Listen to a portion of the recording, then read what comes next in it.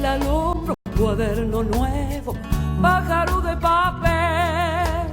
Se busca escuela que deje huella y abrigue bien. ¿Qué tal? ¿Cómo les va? Les doy la bienvenida a la televisión pública. Lo acentúo hoy especialmente porque tiene que ver con nuestro tema. Nosotros iremos al cine, veremos una muestra fotográfica. Entrevistamos a Carolina Montorfano, que es miembro del colectivo Familias por la Escuela Pública. Y aquí ya están con nosotros Axel Rivas, es profesor, investigador, director de educación en la Universidad de San Andrés. Está también el doctor en educación Pablo Pinó, titular de la Cátedra de Historia de la Educación Argentina en la Facultad de Filosofía y Letras de la UBA, y Natalia Stopani, es licenciada en Ciencias Políticas, directora del Departamento de Educación del Centro Cultural de la Cooperación Floreal Gorini. Nuestro tema, ¿para qué se necesita escuela pública? Así lo presentamos.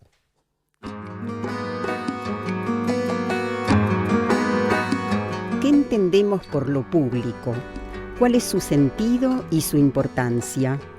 Puntualmente en educación, ¿quién debe garantizar la equidad y el acceso de todos a la cultura y el conocimiento? Analizaremos qué representaciones tienen los ciudadanos respecto a la educación pública y qué condiciones debe reunir para cumplir su función.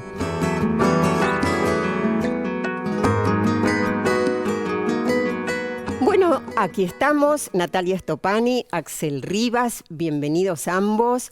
Vamos a empezar hablando un poquito más en general. ¿Qué entendemos por lo público? Bueno, yo creo que lo público es el bien común, es aquello que es de todos, es aquello que nos permite construir una visión colectiva de la sociedad y es aquello que también nos permite vencer o atacar, al menos, intentar atacar las desigualdades sociales. Ajá. Yo recuerdo en una oportunidad hace unos años, una señora que gritaba en la plaza: les dan salud, les dan educación, pero cuando hablamos de lo público, les dan a todos. Sí, me parece que lo público remite a lo común en el sentido de popular, de pueblo, digamos, y la definición de qué entendemos por pueblo es una definición, como todas, en disputa.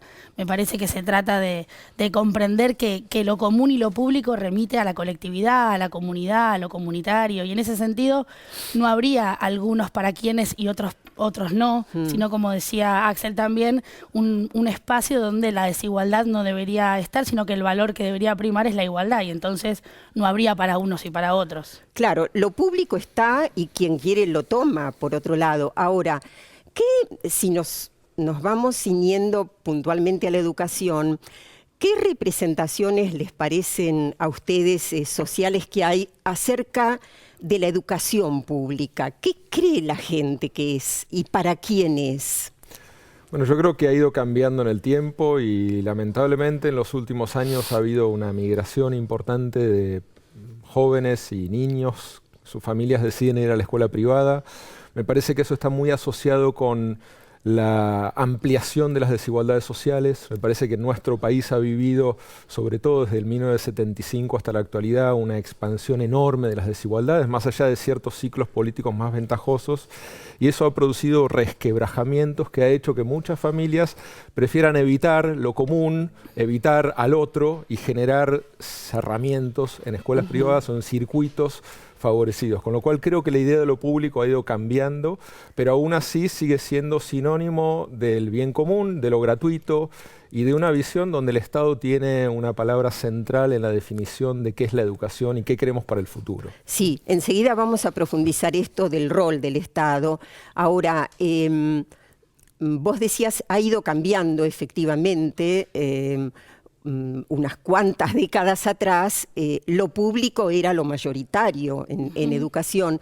Y ahora, ¿qué idea hay de la escuela pública? Bueno, yo creo que... ¿Qué es para quiénes?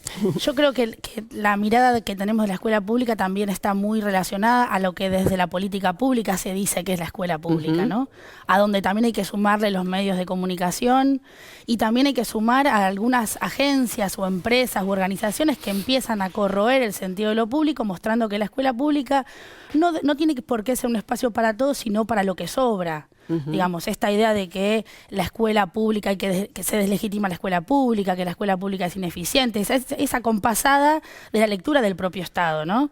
Claro, Entonces, que es para pobres, que es para contener y nada exacto, más. sí. Sí, donde los valores de la inclusión parecerían la inclusión para los pobres, un espacio donde no suceden las mejores cosas, un espacio donde la calidad educativa es baja. Me parece que esta mirada es la que se fogonea muchas veces, incluso desde el propio Estado. Ahora, ¿qué pasa cuando la escuela pública, la educación pública en general, en todos los niveles, está expuesta a políticas públicas de turno y no es política de Estado? Yo creo que esa es una de las grandes preguntas. En los últimos años hemos tenido una gran ruptura de continuidad de políticas. Creo que uno de los grandes desafíos de la Argentina es construir la continuidad, construir instituciones de la educación pública, no solamente escuelas, instituciones de gobierno, que puedan sostenerse en el tiempo, que sean instituciones de vanguardia. Cómo crear, mi gran preocupación en estos tiempos, sobre lo que vengo investigando y publicando mi último libro, es sobre cómo desarrollar innovación desde el Estado, cómo pensar la innovación desde el Estado, cómo pensar el cambio desde el Estado. Que no sea el cambio sinónimo de lo privado o del individuo o del que tiene recursos, sino de lo público. Y me parece que ese es un enorme desafío, la innovación, la sustentabilidad de la innovación y la sustentabilidad de instituciones públicas de calidad, prestigiosas, buscadas y de vanguardia, transformadoras. Eso me parece que tenemos que construir. Vos decís en uno de tus libros, que luego daremos como bibliografía, que no alcanza con dar más a los que tienen menos. ¿En qué consistiría el dar más? Bueno, tenemos un poco lo que yo digo es que el modelo compensatorio ha sido un gran avance en términos de justicia, porque a diferencia de la justicia meritocrática, que da lo mismo a todos, se supone que da lo mismo a todos y espera que la carrera por el esfuerzo haga que los mejores ganen, el modelo compensatorio reconoce la desigualdad social y da más a los que menos tienen. De alguna forma, trata de romper la desigualdad social ofreciendo, por ejemplo, espacios educativos para los sectores más vulnerables. Pero me parece que tenemos que ir más allá del modelo compensatorio y pensar la escuela como una institución que puede transformar la realidad. No es solamente un lugar donde se le da más a los que menos tienen, sino donde se cambian las prácticas de enseñanza, donde se cambia el ambiente institucional, donde se repiensa el proyecto escolar para que aquellos que van a la escuela pública sean los primeros beneficiarios de un modelo transformador, que vaya reflexionando sobre sí mismo y no sea el resto, ¿no? como lo que queda después de la innovación. Natalia. Yo me quedé pensando en la pregunta anterior en relación a la política de turno, a la política de Estado. Me parece que, como bien venimos reflexionando, asistimos a un continuo democrático que no es muy largo, digamos. Tenemos 40 jóvenes años de democracia y eso supone un vínculo con lo público y con la escuela que también ha ido mutando.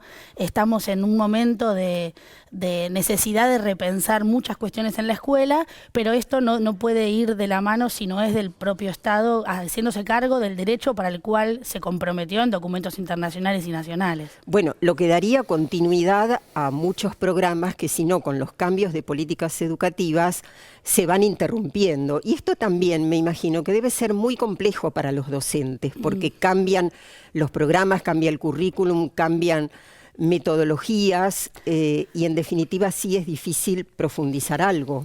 Sí, me parece que estamos muy acostumbrados los docentes y las docentes a estar en reformas cada 10 o 15 años. Reformas que son poco evaluadas y que además suelen ser evaluadas o miradas sin el rol de los docentes como hacedores y profesionales y trabajadores de la educación.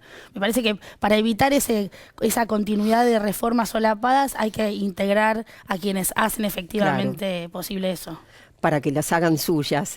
Fuimos al encuentro, les contaba antes, de Carolina Montorfano, es integrante de Familias por la Escuela Pública.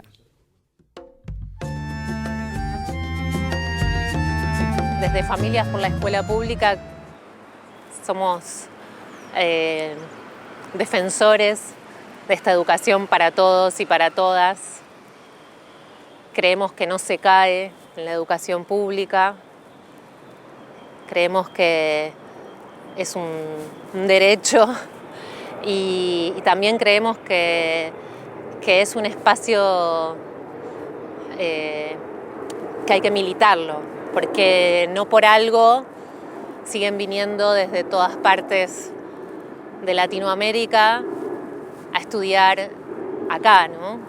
Nos permite también tener un espacio para interactuar con otras culturas y eso es muy rico si pensamos Latinoamérica, ¿no? Y no solo el territorio. El estado actual de las escuelas que tienen más de 100 años es el mismo que el de cualquier casa, cualquier hogar, con lo cual en este tiempo requiere un presupuesto para infraestructura no menor, como viene siendo, sino mayor. Hay muchos edificios históricos, por lo menos el conocimiento que desde Familias por la Escuela tenemos es de la capital federal. Bueno, Carolina hace referencia, por un lado, a la diversidad que está tan presente en la escuela pública, que estuvo y relativamente sigue estando, ¿no? Sí, es un valor que a veces se pasa de largo, es el valor que permite aprender en la diversidad como una fuente de aprendizaje, y es también el valor de la visión política de la educación, de una visión que intenta construir una sociedad más justa y más integrada entre sus integrantes en la diversidad de los migrantes, la diversidad de aquellos que vienen de otras provincias, de otros contextos, y eso también enriquece culturalmente a la escuela, o debería hacerlo porque históricamente no fue la escuela pública el lugar de la diversidad cultural, sino de la homogeneización cultural. Claro. Creo que en los últimos años se ha visto más la escuela pública como un lugar donde la diversidad es un valor y no un problema. Pensaba en Isabelino Siede, un colega, que él habla de la escuela como un espacio de encuentro entre géneros y generaciones. Digo, si la escuela no es un espacio de cruce que expresa lo mismo que hay en la sociedad, ¿por qué va a ser otra cosa, no? Sí, de cruce, de opiniones, de formación, de orígenes. Carolina hablaba también del derecho y hablaba de la, y podríamos incluir la obligatoriedad, ¿no? Que en un punto tienen que ir juntas. O sea, a ver, la escuela primaria y secundaria son obligatorias por ley. Es un derecho, pero sin embargo, a veces esto no se concreta. Que, por un lado, que se cumpla esa obligatoriedad.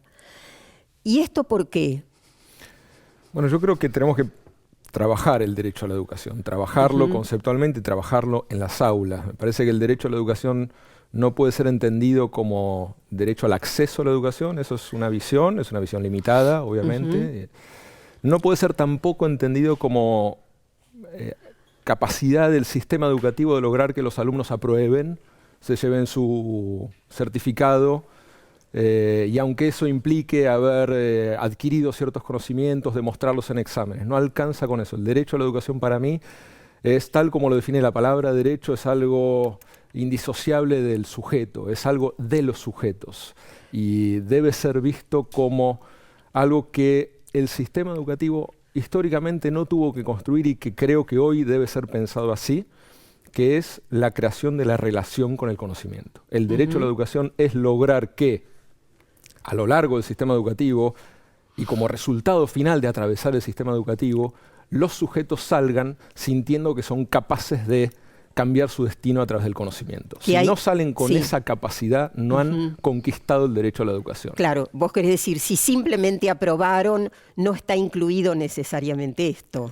No se ha convertido en un derecho en el sentido que no se han apropiado del poder que tiene el conocimiento para cambiar sus vidas. Sí, a mí me parece que también el establecimiento de la obligatoriedad de los diferentes niveles con el suceder del tiempo obliga a los otros niveles a hacer algo con eso. Digamos, el Estado estableciendo la obligatoriedad del nivel secundario también habilita y es condición de posibilidad de un montón de situaciones que sin la obligatoriedad no serían posibles. Y estas obligaciones nos interpelan a los docentes también a qué hacemos con el tránsito de los estudiantes por la escuela, tanto en el inicial, en la primaria o en la secundaria, y también qué hacemos cuando llegan a la universidad, con un montón de trayectorias distintas que llegan a esa suerte de embudo, y algo tenemos que poder hacer porque también la educación superior es un derecho. Sí, totalmente. Y y para la educación superior también hay en este momento en nuestro país una importante oferta pública. Vos hacés referencia, Axel, también a las nuevas tecnologías digitales. Vamos a introducir por ahora apenas y lo retomamos. ¿Por qué haces tanto hincapié ahí? Creo que tenemos que empezar a pensar que el sistema educativo es más de lo que pasa en las escuelas, va más allá. Y deberíamos pensarlo como aquello que pasa en la mente de nuestros estudiantes, dónde pasan sus horas, qué capta su atención. A veces magnéticamente las pantallas están robando sus tiempos, sus días, sus horas, su sueño. Y creo que el Estado debe ser capaz de crear nuevos espacios de aprendizaje donde se garantice lo público. A mí me gusta mucho la experiencia del Plan Ceibal en Uruguay, creo que ha sido pionera en América Latina. En Argentina también tuvimos un gran avance con Educar, con Conectar Igualdad, ha quedado atrás ahora, pero pensar lo público más allá de la escuela. En Uruguay, por ejemplo, hay una gran batalla por lograr que ciertos libros sean de acceso público a través de la plataforma Ceibal, y el Estado está creando un espacio de aprendizaje donde a través de la función del Estado está garantizando el acceso al conocimiento a muchos jóvenes, a muchos niños e incluso a los adultos, porque hay todo un programa para adultos mayores de avance del rol del Estado como un educador, no solamente como un escolarizador. Bueno, dejamos planteado el tema, lo vamos a retomar después con sus luces y sus sombras, como vos mismo señalás, porque las hay y porque también eso es objeto de conocimiento de la escuela. Y nos reencontramos después con ustedes y en el próximo bloque con Pablo Pinó, con quien vamos a ver un poco la historia de nuestra educación. Cuaderno nuevo, pájaro de papel, se busca escuela que deje huella y abrigue bien.